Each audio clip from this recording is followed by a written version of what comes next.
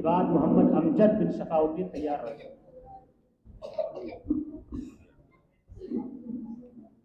السلام علیکم ورحمۃ اللہ وبرکاتہ. الحمدللہ رب العالمین والصلاة والسلام علی سید المرسلین وعلی آلہ وصحبہ اجمعین. اما بعد قال اللہ تعالی اعوذ باللہ من الشیطان الرجیم بسم اللہ الرحمن الرحیم. وقضى ربك ألا تعبدوا إلا إياه وبالوالدين إحسانا. محترم سامعین، حکم صاحبان، اساتذہ کرام، مہمانان خصوصی اور میرے پیارے ساتھیوں، آج کے سالانہ انجمن میں میری تقریر کا عنوان ہے حقوق والدین.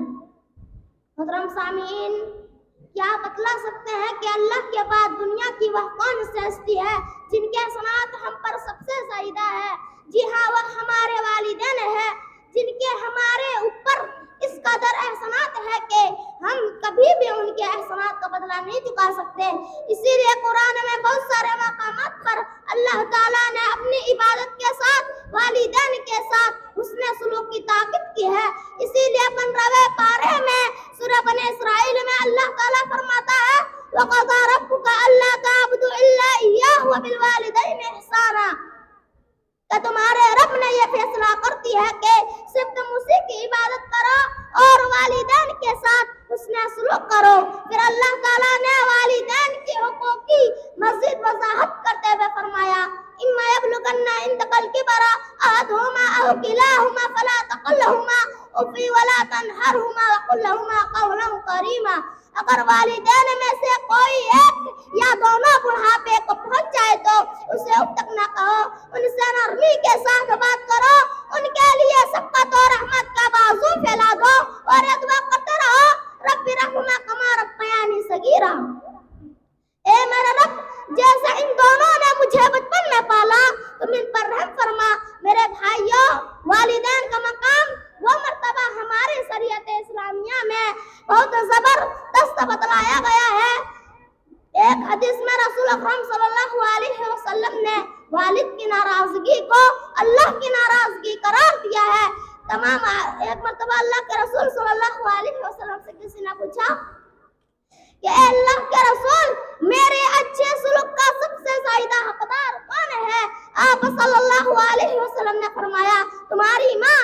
اس نے پھر سوال کیا کہ اس کے بعد پھر کون؟ آپ نے پھر فرمایا تمہاری ماں.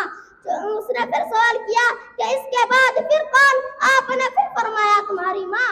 چوتھی مرتبہ جب اس نے پوچھا کہ اس کے بعد پھر کون؟ آپ نے فرمایا تمہارے والد. ایک حدیث میں رسول اکرم صلی اللہ علیہ وسلم نے فرمایا ہے کہ جنت ماں کے قدموں کے پاس ہے. میرے بھائیوں، والدین کا مقام وہ مرتبہ. میرے بھائیوں، ایک حدیث میں رسول اکرم صلی اللہ علیہ وسلم نے اس شخص پر بددعا کی جو اپنے والدین کو بڑھاپے کی حالت میں پائے اور ان کی خدمت کر کے اپنے آپ کو جنت کا مستحق نہ بنا سکے. تمام احادیث سے یہ پتہ چلتا ہے کہ والدین کا خدمت کرنا، ان کی اطاعت و فرما برداری کرنا، ان کے ساتھ نرمی اور شفقت کے ساتھ گفتگو کرنا، خاص طور سے جب وہ بڑھاپے کو پہنچ جائے تو ان کے اور زیادہ خدمت کرنا ایک مسلمان اولاد کی ذمہ داری ہے. اور یہ سارے اعمال انشاءاللہ انسانوں کو جنت کا مستحق بنائیں گے. مگر یہ یاد رہے، اگر والدین کوئی ایسا حکم دے جو اللہ اور اس کے رسول کے فرمان کے خلاف ہو تو اس وقت ان کی بات کو نہیں مانی جائے گی. اللہ تعالیٰ قرآن مجید میں فرماتا ہے وَإِن جَاهَدَاكَ عَلَىٰ أَن تُشْرِكَ بِي مَا لَيْسَ لَكَ بِهِ عِلْمٌ فَلَا تُطِعْهُمَا وَصَاحِبْهُمَا فِي الدُّنْيَا مَعْرُوفًا. یعنی والدین تمہیں شرک میں مبتلا کرنے کی کوشش کرے تو ان کی اطاعت مت کرو، البتہ دنیا میں ان کے ساتھ بھلائی کا سلوک برقرار رکھو.